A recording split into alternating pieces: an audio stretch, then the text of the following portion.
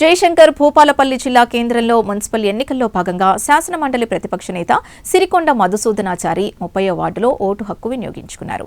అనంతరం ఆయన మాట్లాడుతూ రేవంత్ రెడ్డి ప్రభుత్వం అధికార దుర్వినియోగం చేస్తోందని ఆరోపించారు. గతంలో తాము అధికారంలో ఉన్నప్పుడు చేసిన అభివృద్ధిని చూపించి ఓట్లు అడిగామని తెలిపారు. గడిచిన 2 ఏళ్లలో రాష్ట్రంలో ఎటువంటి అభివృద్ధి జరగలేదని ఆరోపించారు.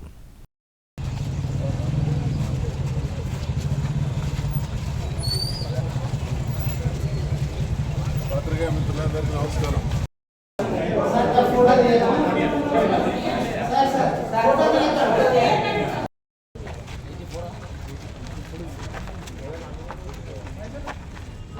మీరేం డ్యూటీ అమ్మా?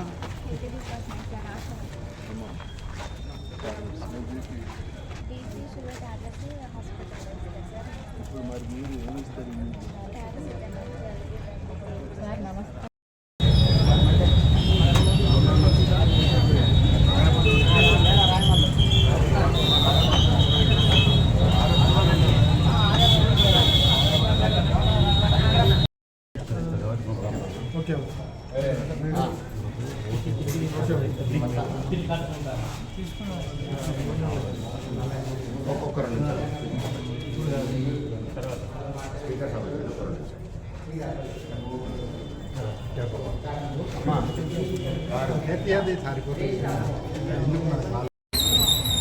ఎన్నికలు ఎప్పుడైనా అధికార పార్టీ చేసిన పనుల్ని ప్రతిపక్ష పార్టీలు ప్రభుత్వ వైఫల్యాల్ని ఎండగట్టి ఓట్లాడడం అనేది ఆనవాయితీ. చాలా దుర్మార్గం. రేవంత్ రెడ్డి గారి హయాంలో వారు ముఖ్యమంత్రిగా కొనసాగుతున్నటువంటి ప్రతి ఎన్నిక అప్రజాస్వామికంగా, ఒక రకంగా అరాచకం, అనేక రకాలైనటువంటి ప్రలోభాలు, అనేక రకాలైనటువంటి భయానక పరిస్థితుల మధ్య ఎన్నికలు జరిపించేటువంటి దుస్థితిలో ఈ ప్రభుత్వం ఉన్నది అని అంటే ఈ ప్రభుత్వం తన పరిపాలన ఘోర వైఫల్యాలను ఒప్పుకున్నట్టుగా భావించాల్సి వస్తుంది.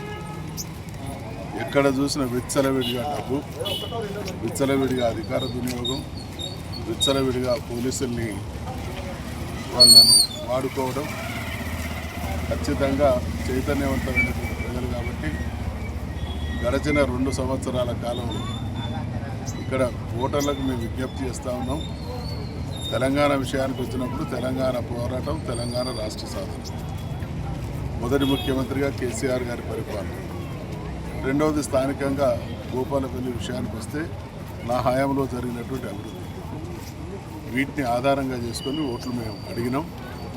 కాంగ్రెస్ పార్టీ చెప్పుకోవడానికి రాష్ట్రంలో కానీ స్థానికంగా కానీ వాళ్ళదైనటువంటి ఒక్క పని కూడా ప్రజల మనసులను చూరగొని ప్రజల జీవితాల్లో ఉపయోగపడేటువంటి ఏ ఒక్క కార్యక్రమాన్ని కూడా చేసినటువంటి పాపాన పోలేదు కనుక ఇచ్చినటువంటి హామీల అమల్లో ఘోరమైనటువంటి వైఫల్యం మూటగట్టుకున్నది కాబట్టి అనేక రకాలైనటువంటి ప్రలోభాలకు ప్రయత్నం పాల్పడుతూ ఉన్నారు. ఖచ్చితంగా కాంగ్రెస్ పార్టీకి ఎంతో కొంత ఈ ఎన్నికల్లో కూడా పట్టతారు.